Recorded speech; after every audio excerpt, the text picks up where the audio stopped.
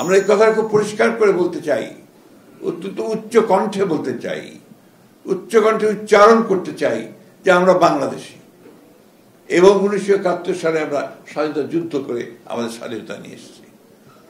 এটা আমাদের বলতে হবে, প্রতি মুহূর্তে মনে রাখতে হবে।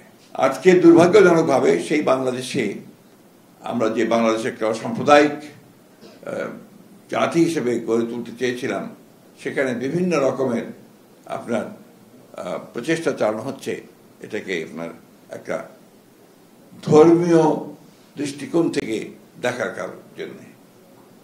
আমরা এটা সবসময় আপনার প্রতিবাদ করেছি, প্রতিবাদ জানিয়েছি এবং আমরা খুব আশা করে আছি যে আগামী নির্বাচনে জনগণ আরেকবার রায় দেবে যে এই বাংলাদেশের মানুষ সত্যিকার অর্থেই তারা অসাম্প্রদায়িক এবং তারা বাংলাদেশি জাতীয়তা বিশ্বাস করেন।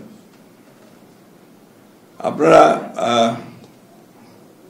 আজকের আলোচনার মধ্যে একজন বিশিষ্ট নাগরিকের মনোনয়ন দেওয়ার ব্যাপারে সবচেয়ে বেশি গুরুত্ব দিয়েছেন। আমি এটা মনে করি যে এটা ঠিক আছে, আপনাদের পক্ষ থেকে এটা আপনারা করবেন। আমরা জিনিসটাকে একটু ভিন্নভাবে দেখতে চাই। আমরা দেখতে চাই যে একটা সম্প্রদায়, ধর্মে বিশ্বাসী একটি সম্প্রদায়, তাদের যে সমস্যাগুলো আছে সেই সমস্যাগুলোর দিকে আমাদের দৃষ্টি দেওয়া উচিত সবচেয়ে আগে, এবং তাদের সমস্যাগুলো যেন সমাধান করা যায়। ভবিষ্যতে যারা সরকার গঠন করবেন, যারা রাষ্ট্র পরিচালনার দায়িত্বে থাকবেন, তাদেরকে সেই বিষয়টাতে সবচেয়ে গুরুত্ব দিতে হবে।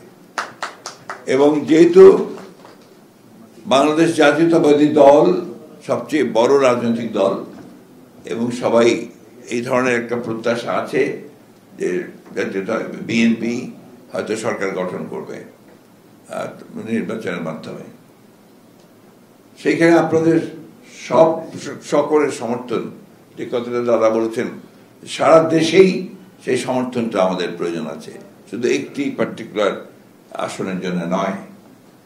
আমরা এটুকু আশ্বাস আপনাদের দিতে পারি যে আপনাদের যে দাবি, যেটা আপনারা যে আশায় আপনারা যে করেছেন আমাদের জন গোমেজের মনোনয়নের জন্য, নিঃসন্দেহে আমি আপনাদের এই যে আবেদনপত্র, এটা আমি আমাদের চেয়ারপারসন, অ্যাক্টিং চেয়ারপারসনের কাছে পাঠিয়ে দেবো এবং সেটাকে আমরা সবচেয়ে বেশি গুরুত্ব দিয়ে দেখবো এ ব্যাপারে। সেই সঙ্গে আমাদের যে প্রত্যাশা আপনাদের কাছে সবসময় থাকবে যে আপনারা একটু সরব হন, সবসময় পেছনে পড়ে থাকবেন যখন কথা বলবেন না।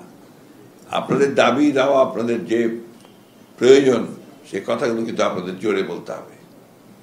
যে একটা জাতির, একটা মানুষের যে আপনার আমরা যেটাকে বলি যে তার বোঝাপড়ার মধ্যে যেটা থাকে, এমন একটা প্রস্তাব এসছে যে আপনার রিপ্রেজেন্টেটিভ ভোট, অর্থাৎ আপনার পিআর অর্থাৎ আপনার প্রপোর্শনেট রিপ্রেজেন্টেটিভস, এই বিষয়টা অনেক দেশে আছে, অবশ্যই আছে, কিন্তু এটার সঙ্গে আমাদের দেশের মানুষ কিন্তু খুব বেশি পরিচিত না।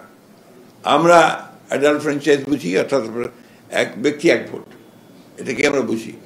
সেভাবেই আমরা আপনার এই গত 50 বছর ধরে, তারও আগে থেকে আমরা সেভাবেই, ব্রিটিশ পিরিয়ড থেকে এই বিষয়টা, এই পদ্ধতিতে এখানে কিন্তু নির্বাচন হয়েছে, পার্লামেন্ট গঠন হয়েছে, সরকার গঠন হয়েছে।